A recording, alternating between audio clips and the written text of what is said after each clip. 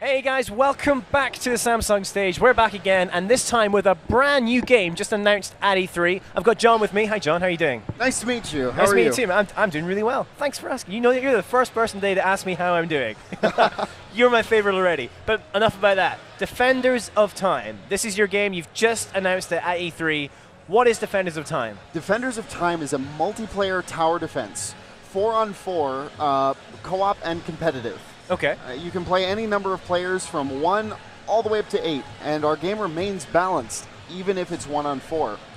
Okay, so tell me about the kind of tower defense gameplay. Exactly how does it work? Like, how do you start off?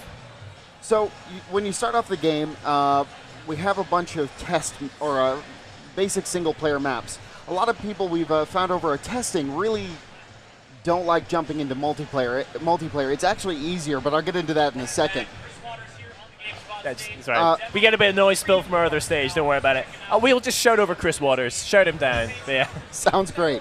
You start out in these single-player maps, so when you go and download the game, you can actually play single-player for free. Okay. And you go into these single-player maps, and you start out, and there's you'll see a couple of lines streaming down, and that's where the enemies are tracking along.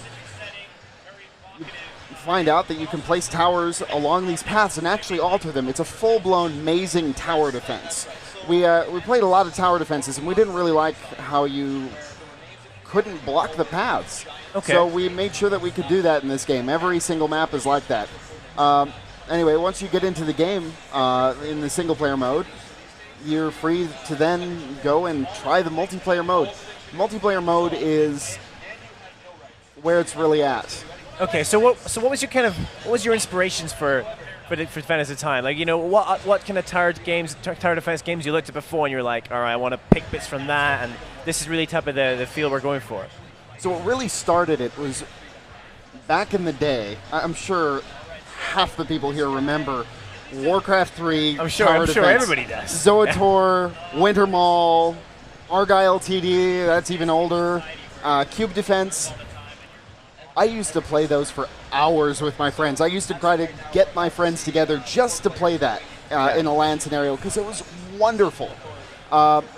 When I came back to tower defense after being in the video game industry for a while, we're mostly left with tablet and mobile versions, and I really wanted that experience that I had back in the day. There's some left on StarCraft,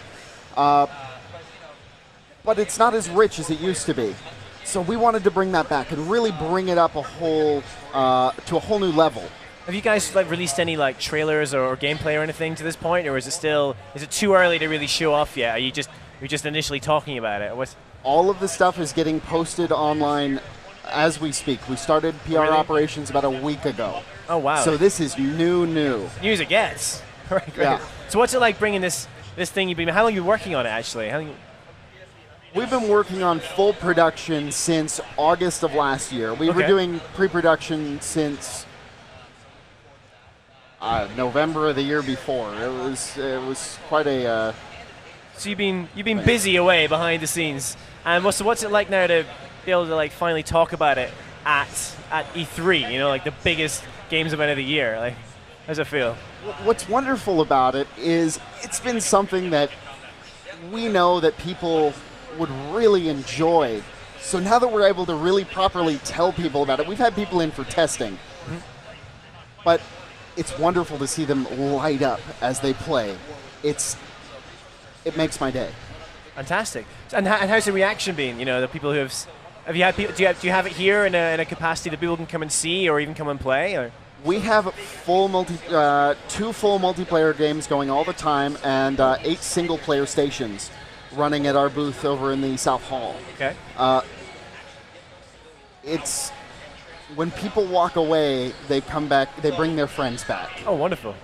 It's been really it's been quite a response. Did you ever see that? I just remembering it, the last kind of tower defense game I heard about. They were showing off with Oculus support. Did you guys think? Did you ever see that? The idea was you could put Oculus Rift on and you could play this tower defense game and you could lean down into the game and see what was happening. Did you guys consider jumping on with Oculus tech and bringing that in? I'm so excited for Oculus Rift. I can't tell you. It's one of the coolest things to happen to video gaming in a long time. Okay. But anybody who's developed for consoles will tell you if the peripheral isn't required, if it's not a gamepad, Yeah. most people don't buy it. So we have a small team. We're a very tiny self-publishing indie studio. I've got 13 guys, and one of those is our payroll department.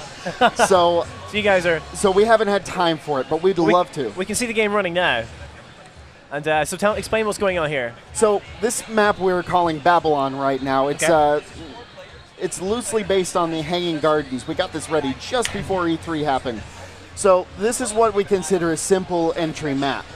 There are 6 entry points on this map, but there's only one exit. And you can see the person driving right now is showing off actually our drawing features, but I'll get to it in a second. Okay. But he's routing all the guys around the towers twice, if possible. That's really, really important in our game. The towers aren't efficient enough on their own. That's the metric we use, is efficiency. How Okay. efficient is a tower when it's placed? The lower the level it is, the less efficient it is. And in the wrong scenario, it's inefficient. Like a single target in a multi-target scenario is not as efficient as it could be. But right now, he's trying to build a maze to keep the game going so we can keep talking about it. So wait, is this being played live now? I thought, or is this? It's being played live Oh, right now. Okay. I see. I thought this was like some pre-recorded, but no, this is happening right now. Yes, Fantastic. so cross your fingers. Let's hope he doesn't die.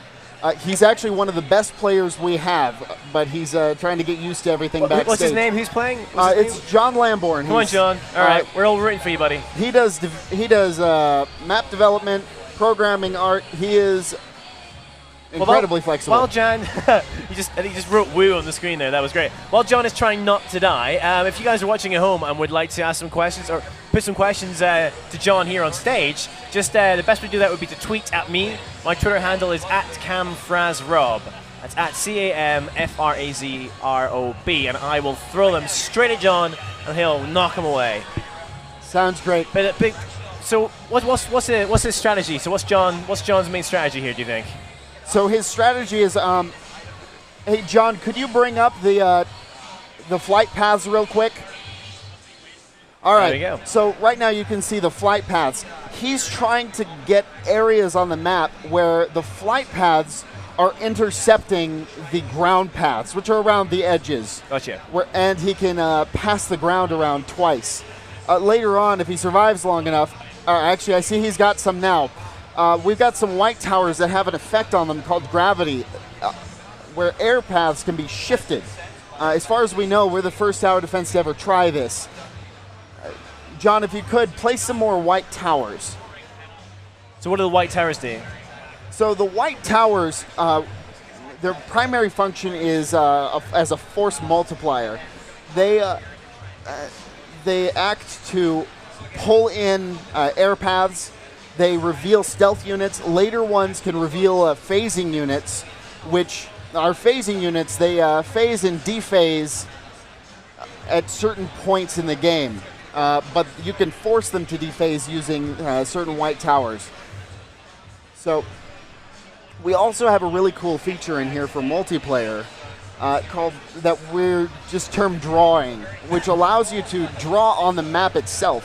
We used to play a game called Company of Heroes. I'm sure a bunch of people are familiar with that. Yeah. Oh, defeats.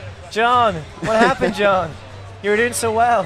We think it was probably our fault before we distracted him. Sorry, I do think we distracted him. The game is not easy 100% of the time. So, yeah, I mean, well, it was great to have a see of it there. I mean, but you were telling me just a bit about the kind of drawing feature. So why is that in there? What's that all about? You said inspired. Yeah, inspired. So we used to play Company of Heroes, and what would happen is my friends and I would get together, and we'd all gather around, and we'd go, okay, we always like to play defensively against the computer. Okay, well, we're going to go up here. I'm going to go here. You're going to go down here. We need to go and cross in the center 5 minutes in, right before they capture that third bridge, and blow it up.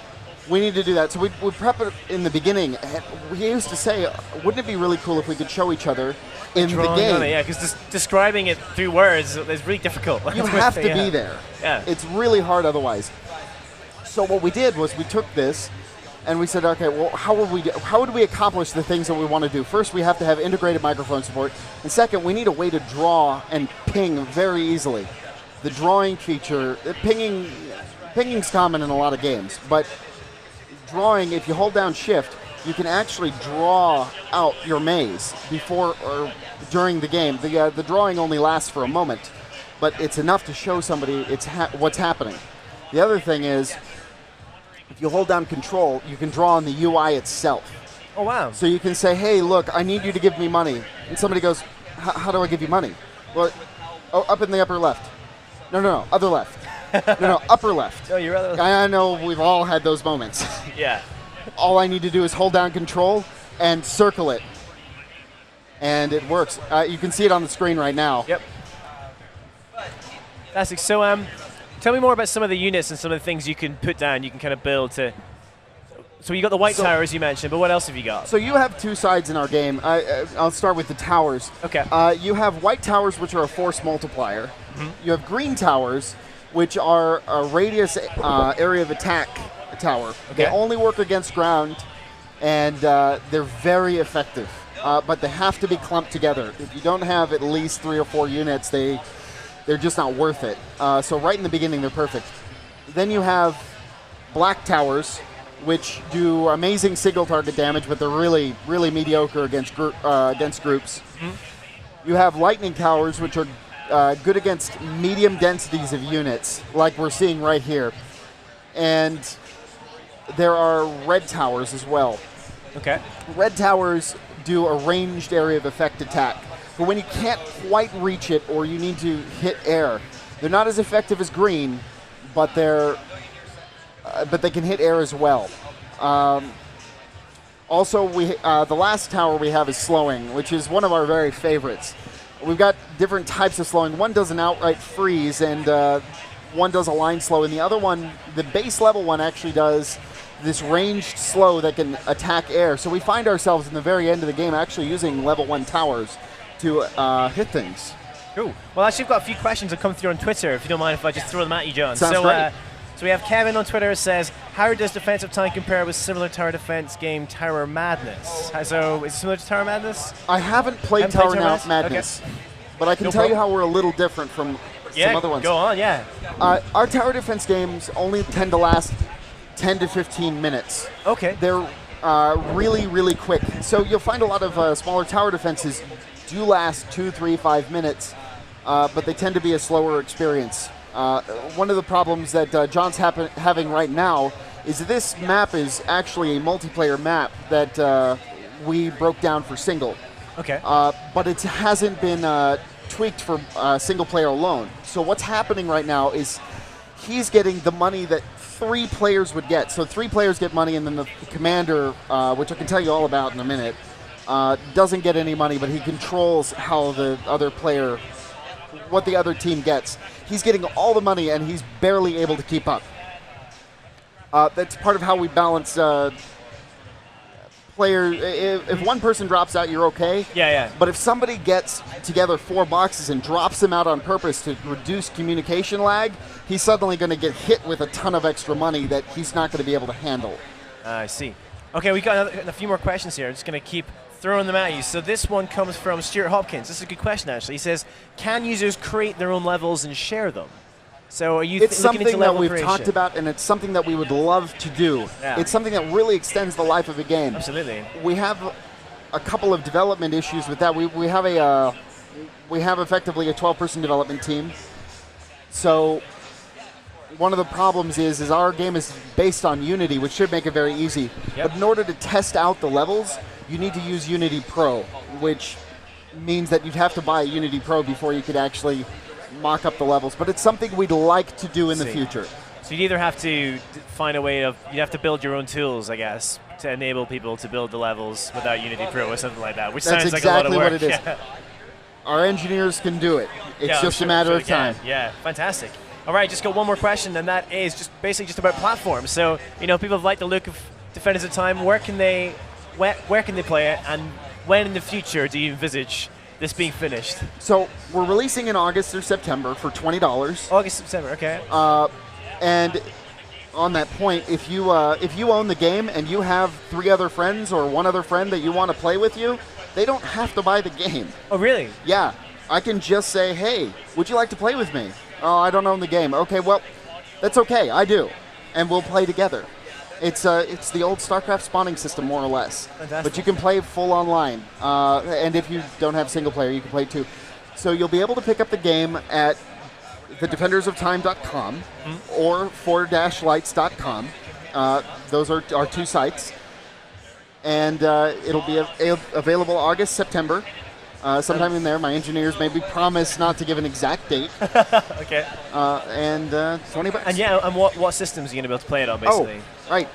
We're releasing primarily on Mac and PC. Mac and PC, yeah. We would like to expand in the future, possibly to mobile, but we promised that we would make a perfect game for one platform, and then we'd expand from there. So excellent. Cross your fingers. It may or may not appear on those other 2. Well, John, it's been a pleasure having you on stage and talking about a brand new game. I think it's the first time it's happened for me this E3, being able to talk about something that's just completely new, completely fresh, and just be able to sit down with someone and able to show off something they've been working on so hard for so long. It's a real pleasure. So thanks so much for coming on stage. Thank you so much John. for having me. We're excited to be here. It's been great, yeah, and we've had lots of questions on Twitter, so there's obviously quite a lot of excitement. So excellent job, well done. Fantastic, guys. Thank you so much for your questions. It makes it much easier for me. Eventually I run out of questions, but I've always got you guys to send some to me, so I appreciate that. But we're not quite done yet. I've got one more demo on this stage before Christopher Waters jumps over in one giant leap from the other side of the GameSpot booth all the way over here, and he's got a bunch more games. But my final game we'll be coming to in just a minute is going to be Payday 2, Big Bank Heist, so make sure you come back for that. We will, of course, return in just a few minutes. Don't go anywhere.